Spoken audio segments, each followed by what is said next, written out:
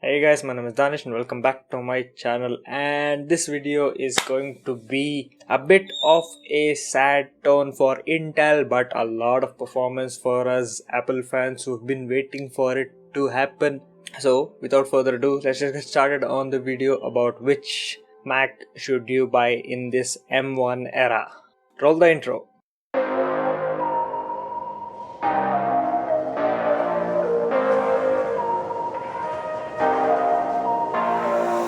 So as you might have seen the developments from the past year and a half, from the first announcement in June of 2020 that Apple is transitioning away from Intel to their in-house, in-home developed ARM chips called the Apple M1 chips for the first generation. So the first generation of M1 was launched a few months later in November of 2020, with the M1 being in the Mac Mini, the MacBook Air 13 and the MacBook Pro 13. After that, we got another update this year in April for the iMac 24-inch to be transitioned to the new M1 Silicon, with also a redesigned, redeveloped architecture and look of the iMac, where the bulgy iMac has gone into a slim tablet-like bigger version of the iPad Pro, if I can say so. But then in October of 2021 we got the biggest upgrade, which was the second generation of these M1 lineup that have been improved upon, called the M1 Pro and the M1 Max. So that's a lot of information to take into, but I'm going to break it down in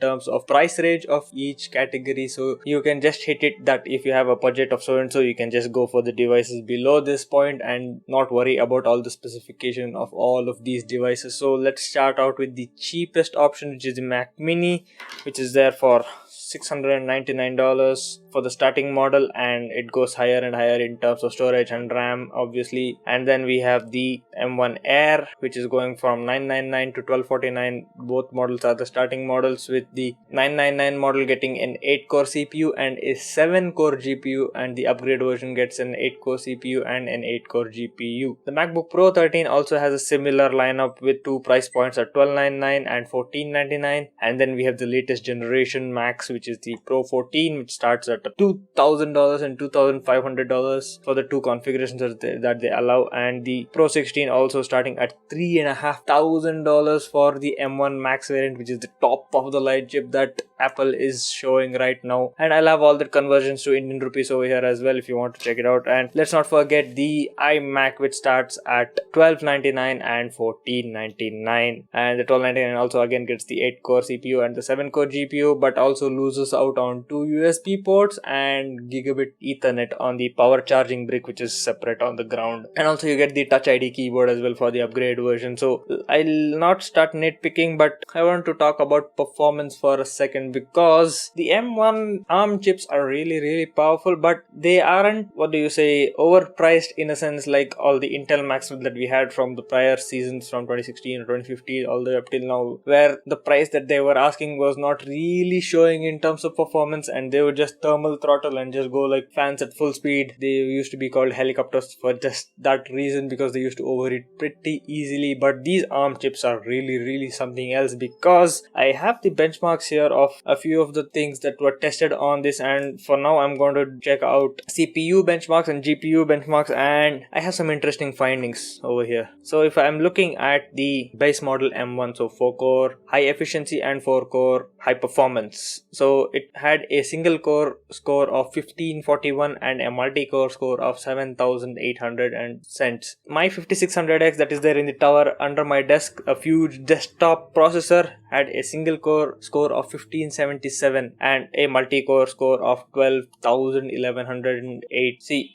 the thing is, you can't look at the multi-core score because that has only 4 high efficiency cores and 4 high performance cores. So the high performance cores have matched my desktop class processor that throws out a lot more heat than the M1. The M1 was a 30-watt CPU. My 5600X is a 65-watt TDP CPU. It puts out so much more heat, it takes so much more power, and the single core score is equal among them. Just because I have 6 high performance cores, my score has gone a lot higher. There the 4 efficiency cores bring down the overall multi-core performance a bit, but damn, the M1 in the cheapest device, that is the 699 in the M1 Air, can have that performance against my desktop class 600X. My desktop processor was just half the price of the whole Mac Mini. So you are getting the CPU, the GPU, the RAM, the storage, the ports, and it just costs you double the processor of just my processor. I need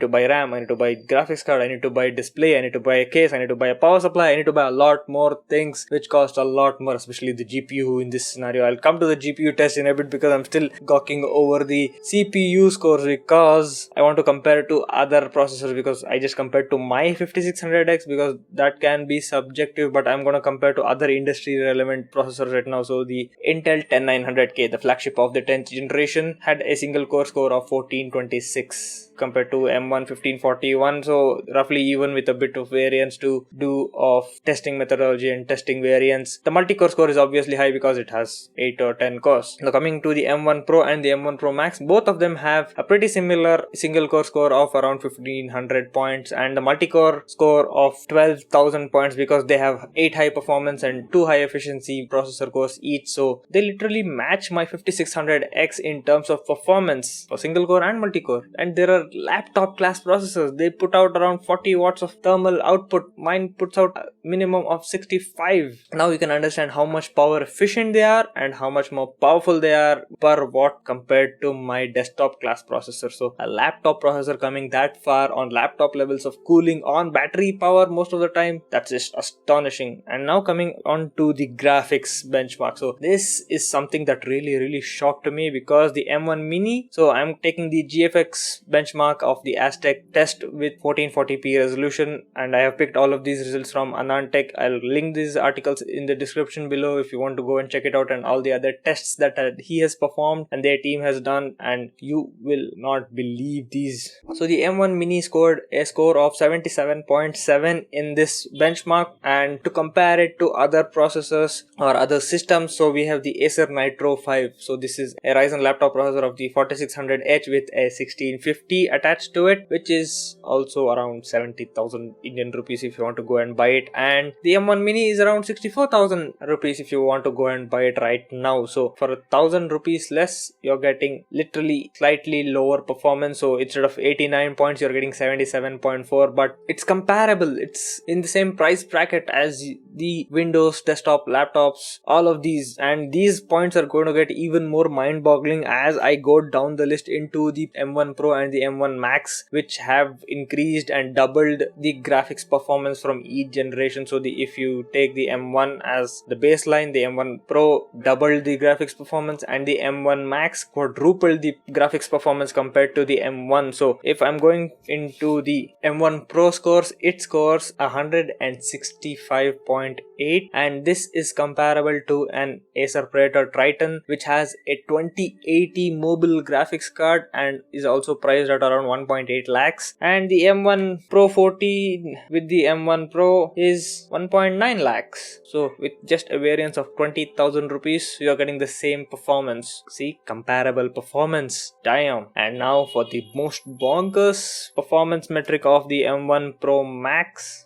Sorry, why am I saying Pro Max? That's in the iPhone naming scheme. M1 Max is the score of getting 309.3 in the GFX benchmarks for the Aztec Ruins high 1440p off screen, and the MSI GE76 Raider was the one that was compared, which had a 315 points, and that costs around 2.9 lakh rupees, that laptop. And the M1 Max, let's see how much does it cost. 3.2 lakhs. So around a 30,000 rupees difference for a thinner, lighter laptop with similar performance but a lot greater battery life. And the astounding thing for me for this is I still cannot believe it, because the M1 Max GPU GFX performance matches my RTX 3060 desktop card with 3 fans on it, and I got a score of 311 compared to the 309 on the M1 Max. So the M1 Max has desktop class performance in terms of a GPU, even though it has hasn't been optimized and scaled for gaming and all of that, but everything else that is GPU intensive, like rendering, 3D modeling, After Effects, video editing, photo editing, that performance really punches a hole. And also surprisingly, pricing has been on point because it's no longer overpriced in terms of performance per dollar amount, and it's really comparable to its peers. Now, for a few things that I have to say here is all these, the 14-inch M1 Pro and the 16-inch M1 Max is really out of the scale and league of a regular user. If you know you already need that performance and you already had an Intel or an AMD laptop which is really thick and you've already put that money into a laptop for your workload, you will understand how much impressive this is. For the regular folk who want to buy an Apple product and who think that the maximum M1 Pro is the best or the M1 Max, I have to get it because I think I need the performance. You really don't need that performance. I would only recommend the M1 Mini if you have the budget. If you don't have a budget for a higher, the M1 Mini is really solid, especially with the upgrade for RAM. If you can just bump it up to 16 gigs, it will last you a lot longer. And storage, you can just leave it at 256 and add an external SSD or an external hard drive to expand upon your storage. The M1 Mini at 64,900 is a really comparable device if you already have the monitor, or you can add whatever monitor you want. Now macOS Monterey already supports high refresh rate VFR. I don't know if it is going to be available for external monitors, but especially for the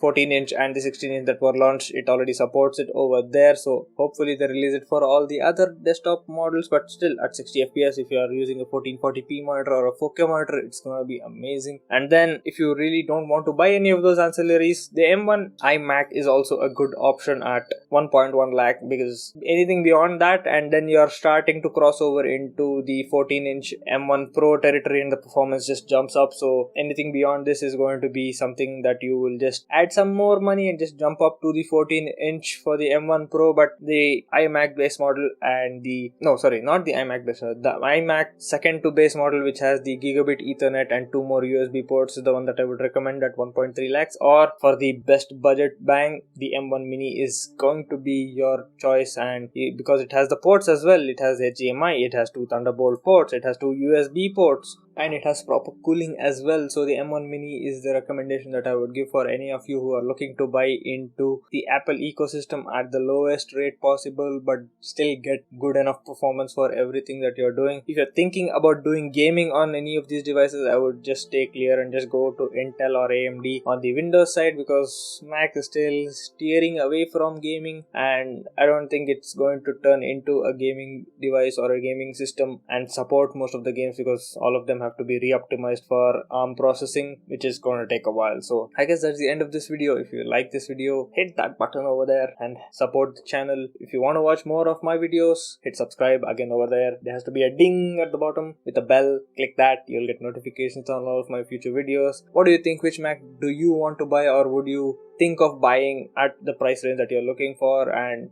put it down in the comments and let's have a conversation over there. Follow me on my social media channels and I'll always have fun content shared over there as well. And as always, stay home, stay safe. I'm going to see you guys in the next one. Peace.